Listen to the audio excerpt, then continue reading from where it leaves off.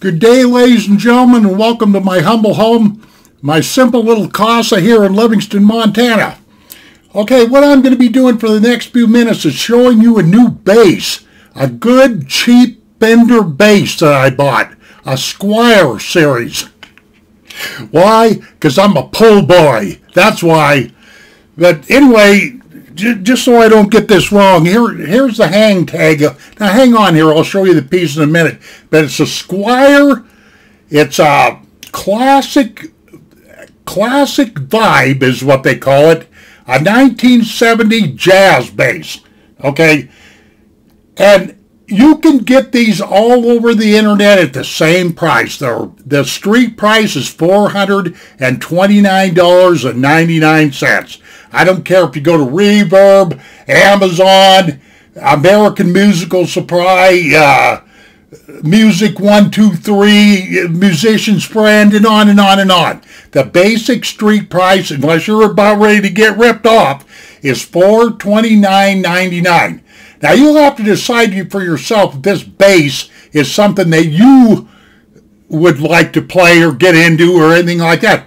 But I received this via UPS 2 hours ago, two and a half hours ago, and I spent all that time scrubbing on the bass, polishing it, getting the plastic off of it, checking everything, checking the strings, the string height, the straightness of the neck, the pickups, the hardware, the body, everything. Okay, here was one of the hang tags that came with it. There was just another hang tag in the box, and it's got a little manual, which of course you can see how well I read this, which I haven't, because prior to me purchasing this Squier, this jazz bass, I did a lot of studying on this bass. I watched a lot of YouTube videos. And for my money, I'm talking personal now. You guys don't have to believe anything I'm saying. Not a damn thing. But for what I'm going to do with it and all that stuff, it looks really, really good from the outside here. I haven't tuned it yet. I haven't played it. But aesthetically, it looks well. It looks good. Okay. Let me get on to this. Stop burning daylight. Here it is. Now, right off the get-go, the serial number, as you folks know, is right on the back of the neck there. It's upside down and everything, but there's where that serial number is. And I chased that serial number down, in one of those serial number checkers or whatever they have on the internet. This particular piece right here was manufactured, came off the assembly line in 2020. And it is a product out of Indonesia. This particular piece is out of Indonesia. And by the way, today's date is March 30th of 2021. Okay, so that just gives you a bearing of where we're at.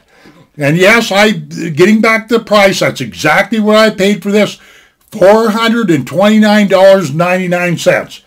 Okay, now coming out of the box, naturally, like I say, I looked everything over and everything.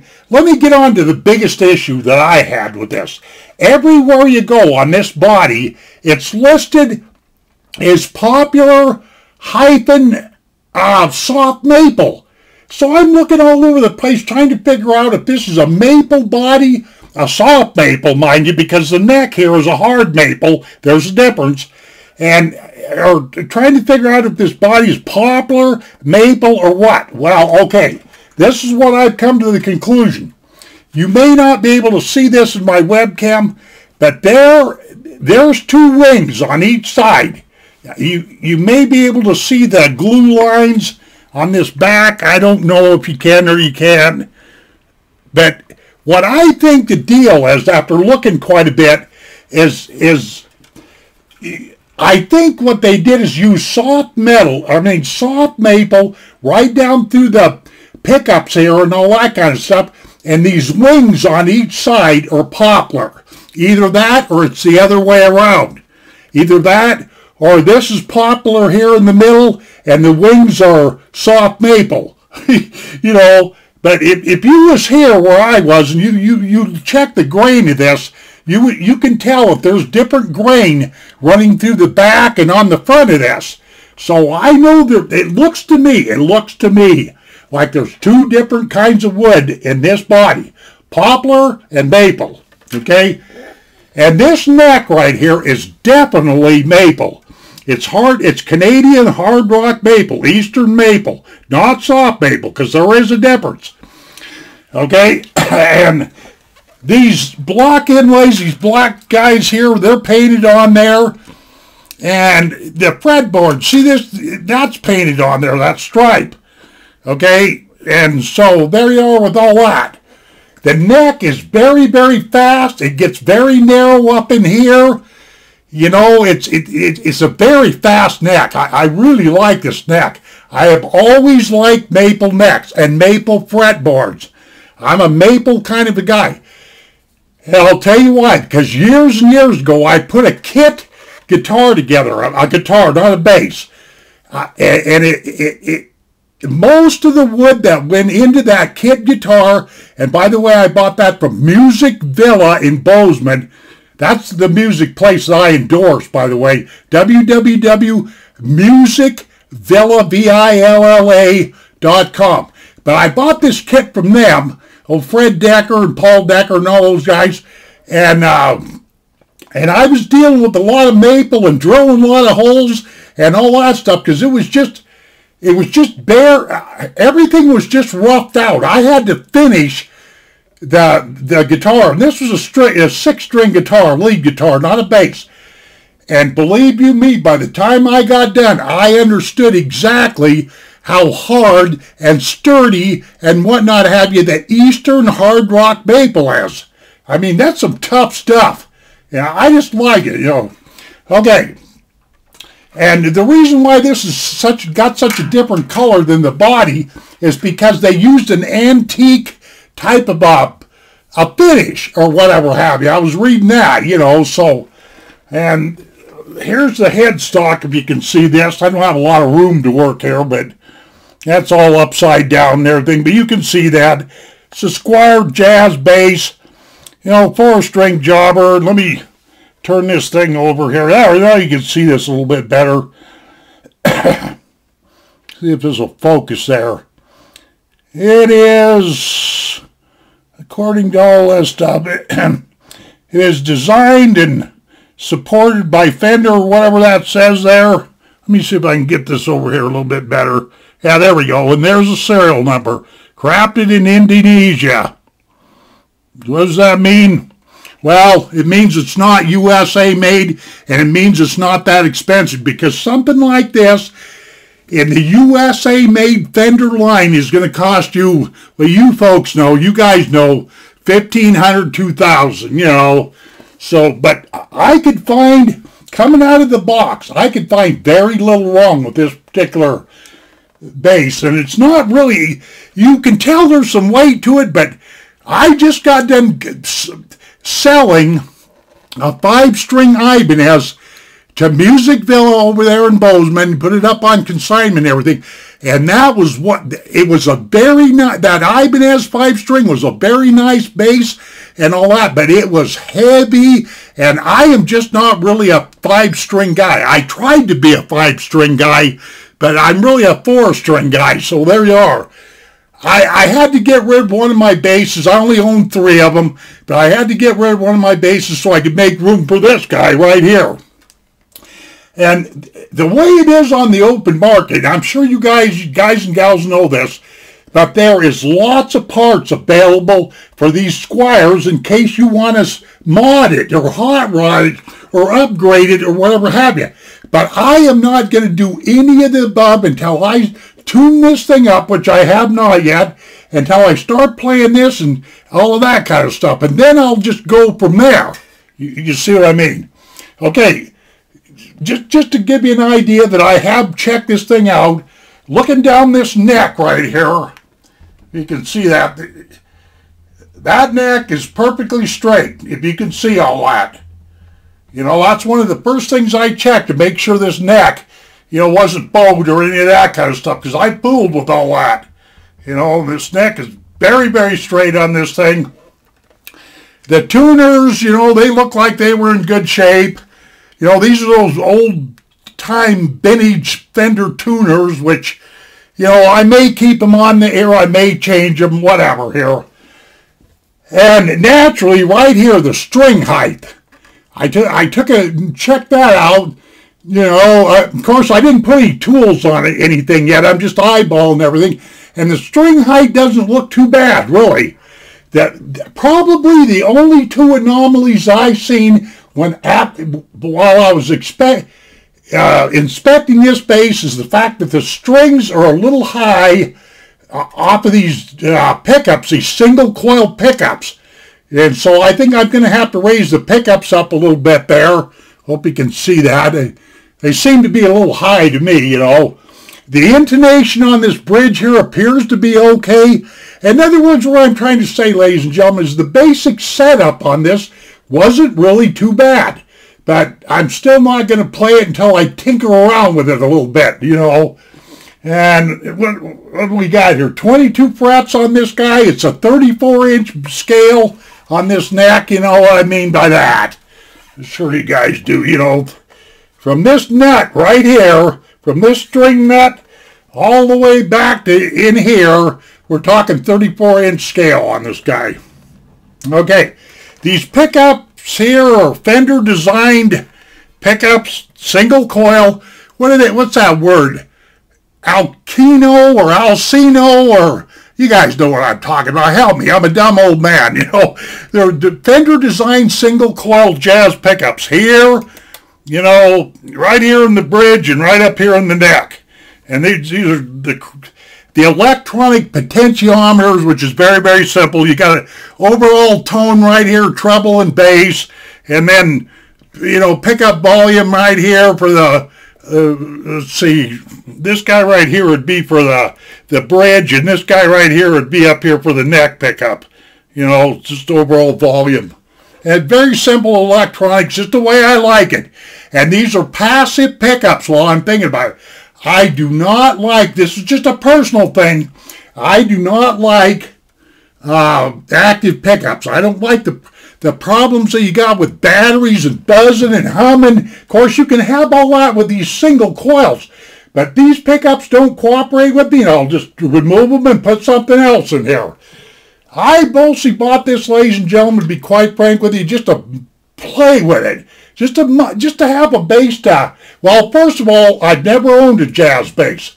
I've owned percussion basses and a whole bunch of other crap, but never just a straight jazz bass. And I thought I'd give one a try, you know. But my overall opinion coming out of the box is this thing is very, very good. And I'm not really saying where I bought it from, because it doesn't matter, ladies and gentlemen, where I bought it from. All of these outfits are the same. The street value of this, or the street price, if you will, is $429.95, or 99, excuse me.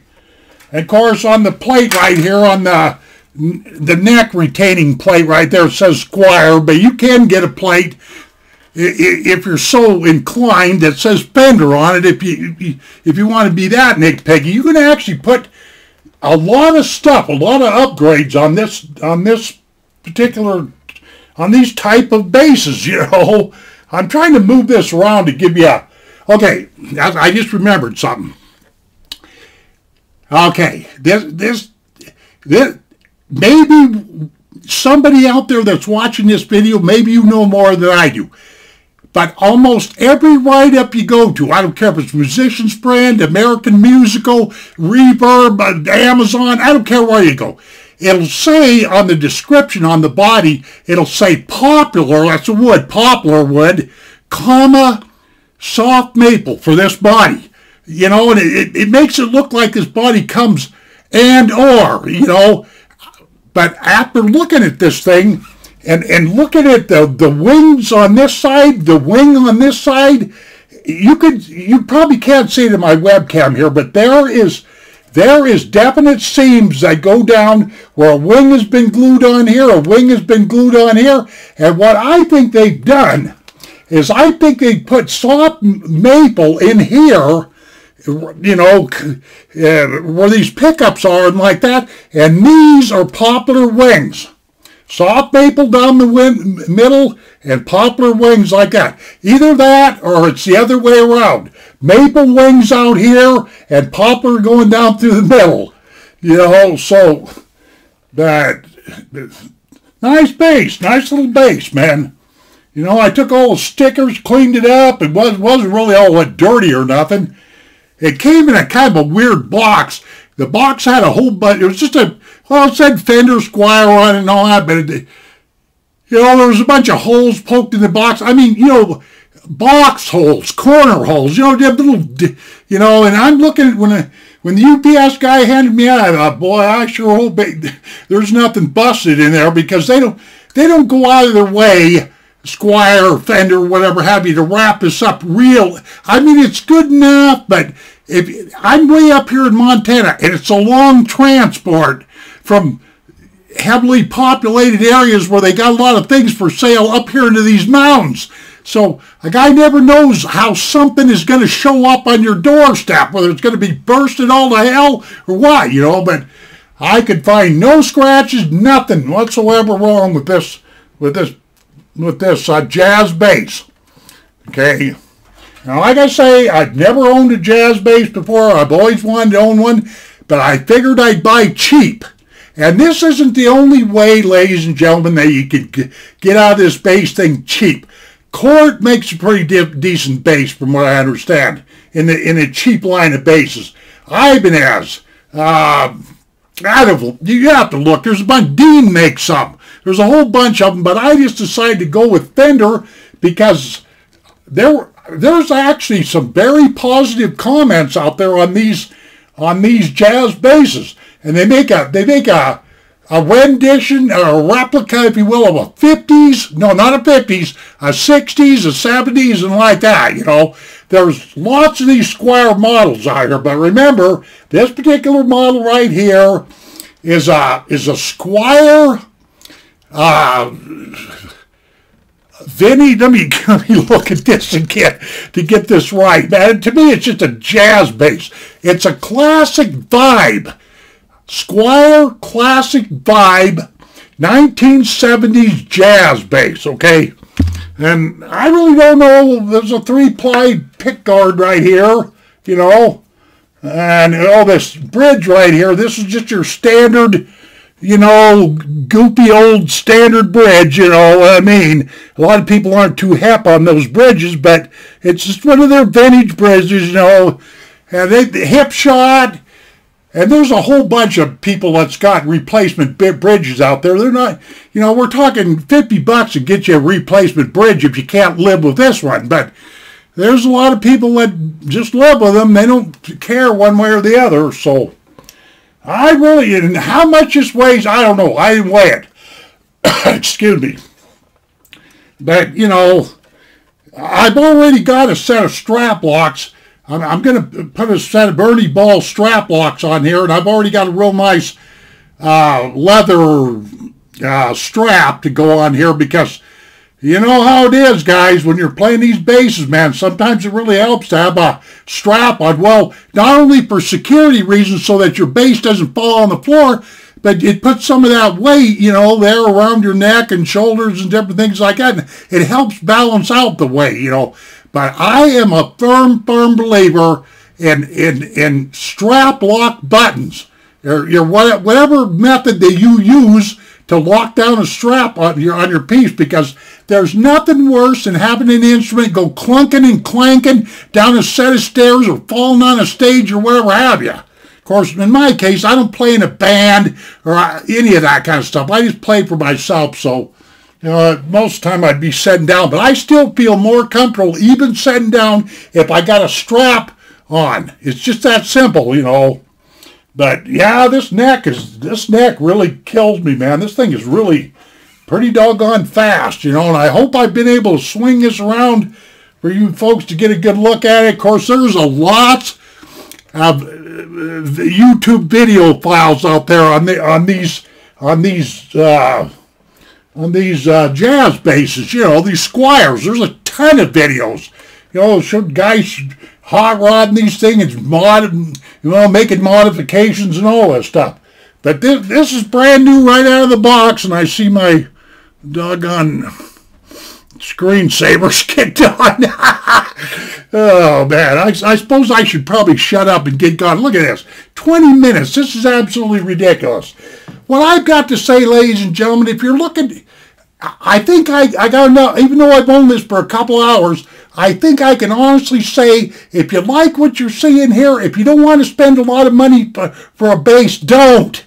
Especially if you're a beginning bass player. Just buy something like this. It'll positively get you by until you get better with playing bass. I'd start off cheap. I'm all about cheap. You know, because some of these basses, as far as I'm concerned, they're overpriced. You know, I won't get into all that because you guys know what I'm talking about. Okay, I hope I covered most of this bass and everything. You can read anything you want on the net about these. I better get out of here. Take it easy, ladies and gentlemen. We'll see you on down the trail, and thank you very much for tuning in here and let me bore you. Okay, adios.